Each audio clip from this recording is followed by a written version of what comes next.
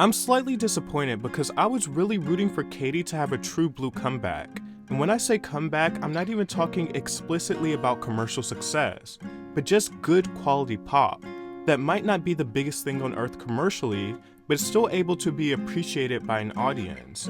Katy has one of the most iconic eras in pop music history. She has nothing left to prove. I say slightly disappointed because I didn't have any high expectations given her last few releases. But I think songs like Never Really Over, Daisies, and even Chained to the Rhythm shows that a good pop song isn't lost on her. She's still capable, but I'm not sure that Katy has grown to understand her strengths and weaknesses as an artist. I was also hoping for something that was a bit of an evolution for her, that wasn't so overly kitschy and gimmicky, maybe even a bit of a mature take to her One of the Boys pop rock sound. But I've come to accept that this is Katy's bread and butter, and we'll likely never see a more earnest but still fun side of her like at the beginning of her career, where it was more balanced. It's more overtly cartoonish now than even some of her prime work. What's interesting is a lot of young stars that are receiving shine right now, like Sabrina Carpenter, have that playful approach that Katy also once had that was a bit more varied and leveled. But her song Woman's World is so cheesy and makes Roar sound like the coolest song to ever exist. Now, for those of you that don't know, it has been a major talking point of Katy Perry working with Dr. Luke again, who was accused by Kesha of sexual abuse. Dr. Luke produced and co-wrote all of Katy Perry's classic work, so songs like Teenage Dream, I Kissed a Girl, and Dark Horse are all produced by him. She essentially recruited the entirety of the Teenage Dream crew for this release, and I think it shows that Katy at very least wants to capture another moment in the sun. Despite the accusations, Dr. Luke has been a very hot commodity over the last few years, producing various hits for people like Nicki Minaj, Doja Cat, Lil Durk, Lotto, Sweetie.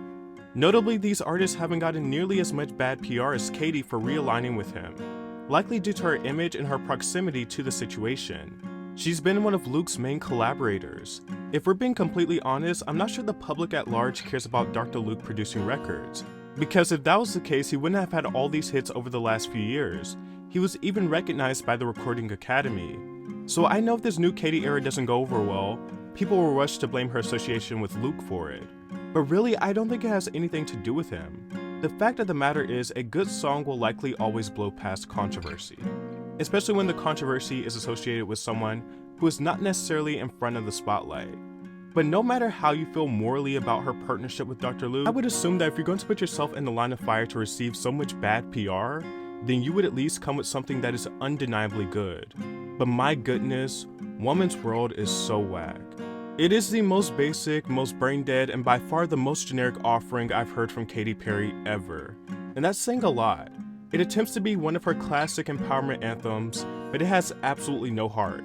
It's vague corporate feminism that feels very 2016. The lyrics are so surface level and devoid of any and all personality that it makes you believe it could have been spit out by an AI generator, just listing the most baseline synonyms and antonyms.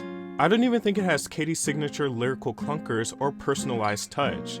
It is just mind-numbingly faceless. Now, even the most generic lyrics can be dusted with glitter with a great instrumental, but unfortunately Woman's World lacks that as well. There's not much to say about the instrumental. It's a simple, pulsating synth pop beat. The verses are boring and the chorus is built out to be this big anthemic centerpiece, but it misses the mark.